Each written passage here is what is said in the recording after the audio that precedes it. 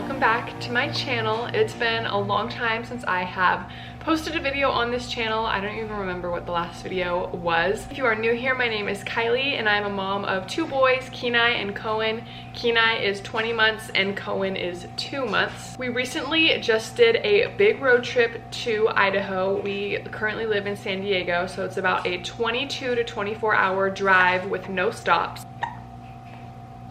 Sorry, he has the hiccups right now, if you can hear that. But I wanted to go through some of my tips on how we did the road trip, how I planned for it, and how we kind of got through it with 2 kids under 2. A lot of people thought I was crazy for doing this road trip and even attempting to do it. Oh, hey. As I was saying, a lot of people thought I was crazy for doing this road trip, but I just wanted to try it, see how it went, and in my mind, if they cried the whole way there, we would still get there and we would get through it. But I am happy to report that they did not cry the whole way there. They did amazing, way better than I thought they would, and I'm gonna share my top 10 tips on doing a road trip with 2 under 2 because it is definitely doable. I would do it again, and I want to encourage you guys to do it too. So I have my tips on my phone right here for you guys. So my first #1 tip is to have new toys for specifically the toddler, because obviously the baby, our 2-month-old, did not need new toys. He basically just slept the whole way and ate. But I did have a bin that I got from Target. It's just like a soft felt bin that I filled with all new toys. And then I did bring a few of his favorite toys from home. But you know your toddler, just pick some toys that they are most interested in. For Kenai, he is especially into cars right now. So I got like Cars the movie, little Hot Wheels toys. I got a Cars book that makes sounds. I got another automobiles book that has the buttons that make sounds. Another good tip is to get activities that they can do in the car. So I'll put up some pictures up here of what I'm talking about, but some activities that I had were sticker books. There is a coloring book that works with a water pen. That one was really cool. I believe I also had some coloring books with like the magic markers. So all those are great for the car because they don't make a mess and they can do them in the car. So really easy activities. And then I also got a little book with lots of buttons. You know your toddler, just find some good activities of things that they're interested in. I even searched on Amazon like road trip activities for toddlers, and a bunch of cool toys came up, so you can do that as well. And I'll link all of the specific ones that I got down below. And honestly, if I'm being completely honest, we just put my iPad in one of those kid-friendly huge iPad cases, downloaded his favorite shows onto them and movies, and he pretty much watched that the whole drive there. Me personally, as long as we got there and he was happy, I didn't care that he watched TV the whole time. But if you're a mom that you're more picky about that, some of the activities that I mentioned below would be even more helpful. He did still do some of the activities and had some iPad turned off time. And he loved looking out the window and pointing at all the big trucks. But yeah, me personally, I was fine with him watching shows. It was just a few days and it's not going to damage him that much. So, okay, so tip #2 is to have lots of snacks and water. Yeah, did you like the snacks? You didn't have any snacks. I just made sure we had all of our toddlers' favorite snacks, and some of them included the little fruit squeezes, the go-go squeezes, goldfish, Cheetos, all the good stuff. I did bring lollipops just in case we were having a big fit. I think we only had to break into 2 lollipops the whole 48 hours of the road trip, so that was pretty good. But definitely bring your toddler's favorite like treat for those hectic, crazy moments, because that did help calm him down. And also make sure you have snacks for you and whoever you're doing the road trip with, because the least amount of stops you can do with 2 kids is definitely a plus. And I made sure we had lots of snacks so that we only had to stop when we really, really needed to.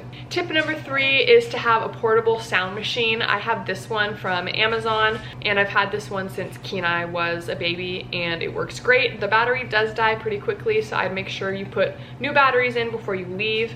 but it's pretty loud. I love that it hangs on the car seat. It does have a 1-hour timer, which is kind of annoying because if it goes off, sometimes it does wake the baby up. But normally I can just turn it back on and he stays asleep. Tip number 4 is to have easy shoes to slide on for both yourself and your toddler. We have our toddler wear Crocs. They are super easy to slide on and slide off because when you do make those stops, you don't want to have to be putting socks and shoes on and dealing with all of that, and you can just slide on the Crocs, go to your stop, and then get back in the car. Tip number 5 is to have extra clothes, and this especially goes for the newborn because he did have a few times where he peed through his clothes and he was wet in the car, and I didn't have extra clothes in the diaper bag. He just kind of had to stay in wet clothes until we got to the next stop, where we could like really unload the trunk because we had a lot of stuff in the car. But yeah, just have a few extra outfits. I would say even for your toddler too in the diaper bag, just in case you need to take off a t-shirt, your toddler gets something on their shirt and they're upset. It's always just a good idea to have extra clothes. Tip number 6 is to have all of your toddler and baby's favorite nap essentials. Our toddler is attached to his little moose stuffed animal, so I made sure to have that. He still is using Binky, so I brought a few of those, and he does have a special blanket that he likes to nap with. So just in case he was actually gonna take a nap in the car, I knew he probably wouldn't, but just in case he was seeming like it, I made sure I had all of those items. And he did cuddle his moose and his blanket in the mornings, the early mornings when it was cold in the car. The baby doesn't really have any nap essentials. I had like a little light swaddle, Binkies of course. But if you are planning to try and have your baby's nap in the car, definitely don't forget their favorite items from the crib. Tip number 7 is to pre-plan stops for the drive. So before we even left, I had mapped out a few different stops and parks that we could stop at if the kids were acting like they needed to get out, get into the fresh air.